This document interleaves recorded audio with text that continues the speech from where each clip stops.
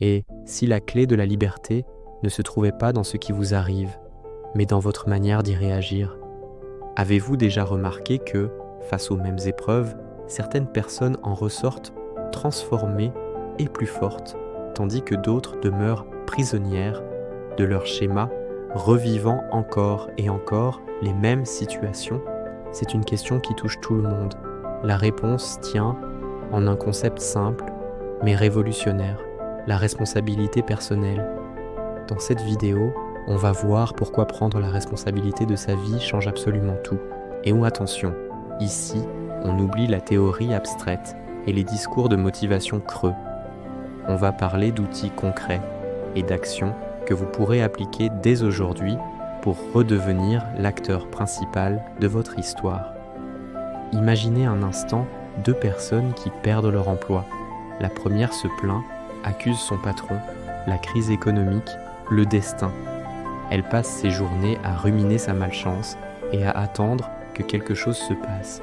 La seconde, confrontée à la même situation, accuse le coup, bien sûr, mais décide rapidement d'agir. Elle met à jour son CV, contacte son réseau, explore de nouvelles formations. Même contexte, mais 2 réalités totalement différentes. Qu'est-ce qui a fait la différence? Pas la situation, mais le choix. Le choix de prendre ses responsabilités. C'est ce choix qui transforme une vie qu'on subit en une vie qu'on construit brique par brique. Sur les réseaux sociaux, on entend partout les mots mindset, motivation, discipline. Mais sans le socle de la responsabilité personnelle, tous ces concepts restent superficiels. La vraie tendance, le vrai changement, c'est de passer du mode « je subis » au mode « je choisis ».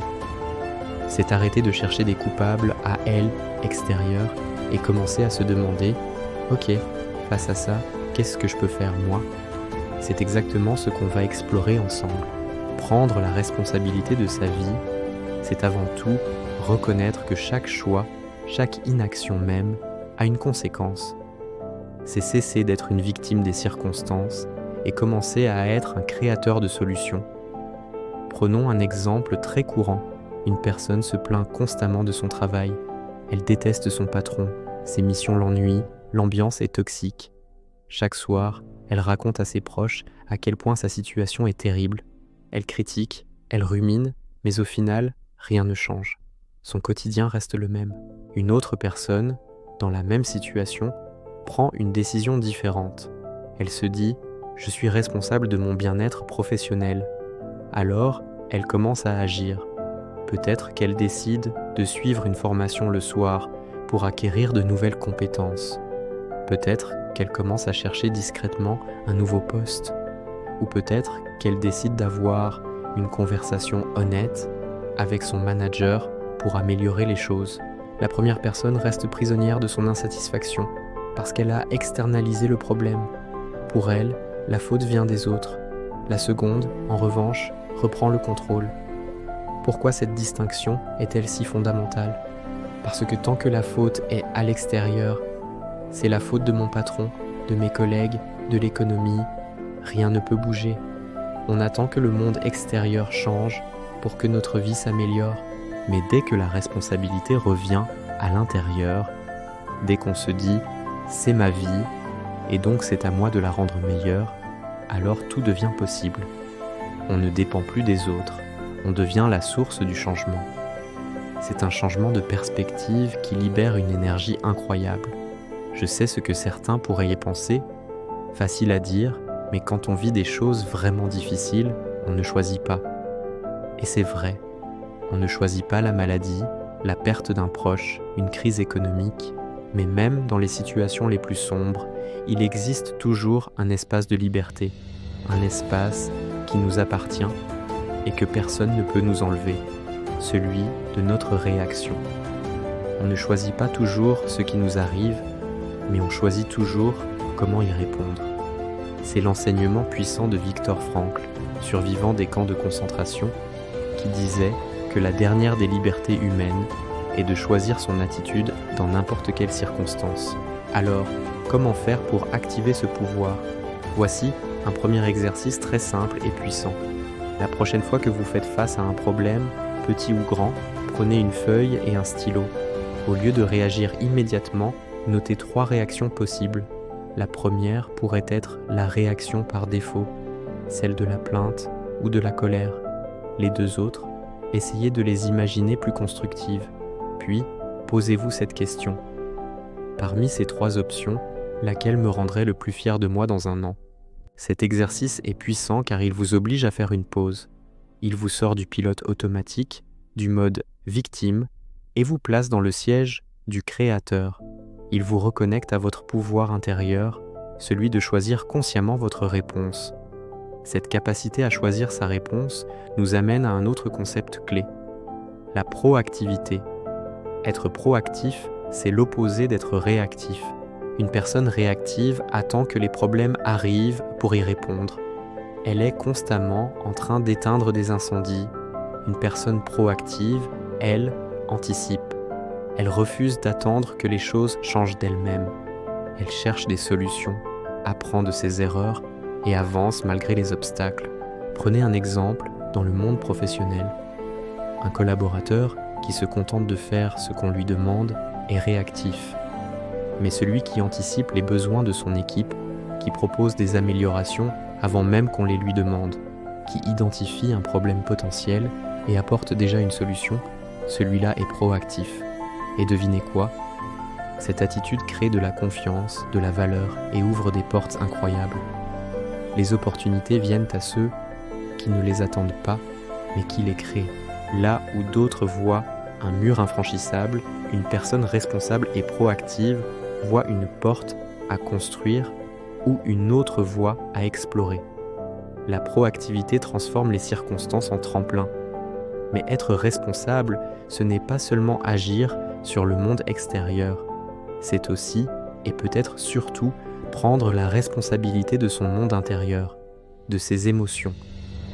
On a souvent l'habitude de dire « il m'a mis en colère »,« elle m'a rendu triste », comme si les autres avaient une télécommande pour contrôler nos émotions.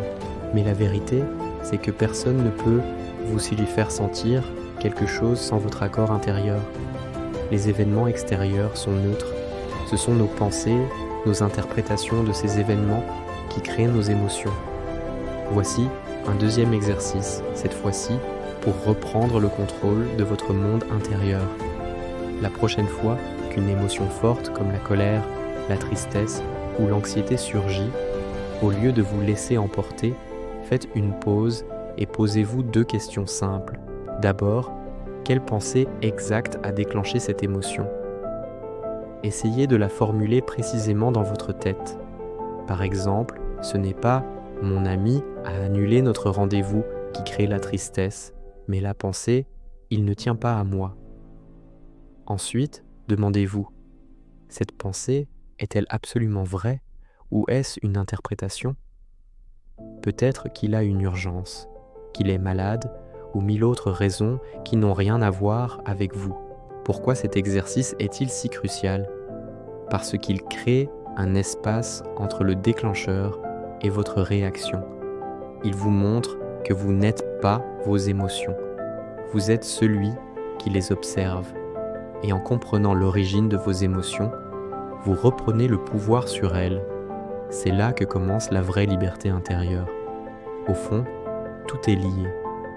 La connaissance de soi, la libération des croyances qui nous limitent et la prise de responsabilité forment le socle, les fondations de tout développement personnel durable. C'est sur ce socle que l'on peut ensuite construire la confiance en soi, la discipline, la résilience et finalement la réussite, quelle que soit votre définition de ce mot. On ne peut pas construire une maison solide sur des fondations fragiles.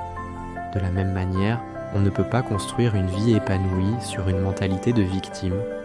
Prendre la responsabilité de sa vie, ce n'est pas dire « tout est de ma faute ». C'est bien plus nuancé et puissant que ça. C'est et dire « je ne contrôle peut-être pas tout ce qui arrive dans le monde extérieur, mais je contrôle à 100% ma manière d'y répondre. Je contrôle mes pensées, mes émotions et mes actions. » Et cette simple phrase, une fois qu'on l'a vraiment intégrée, change absolument tout. C'est la différence entre être le passager d'un bateau à la dérive et devenir le capitaine de son propre navire, capable de naviguer même en pleine tempête. Maintenant que nous avons posé ces fondations solides de la responsabilité, quelle est la prochaine étape concrète? Dans la prochaine vidéo, nous explorerons la puissance des objectifs clairs et motivants. Car une fois qu'on a décidé de prendre le gouvernail, il faut bien savoir où l'on veut aller. Ce sera la première étape pratique pour transformer cette nouvelle responsabilité en une direction concrète et inspirante.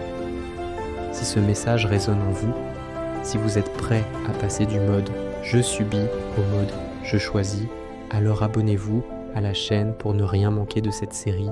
Chaque vidéo n'est pas là pour vous donner seulement des idées, mais pour vous aider à agir, pas à pas, pour devenir la meilleure version de vous-même. Merci de votre écoute et à très bientôt.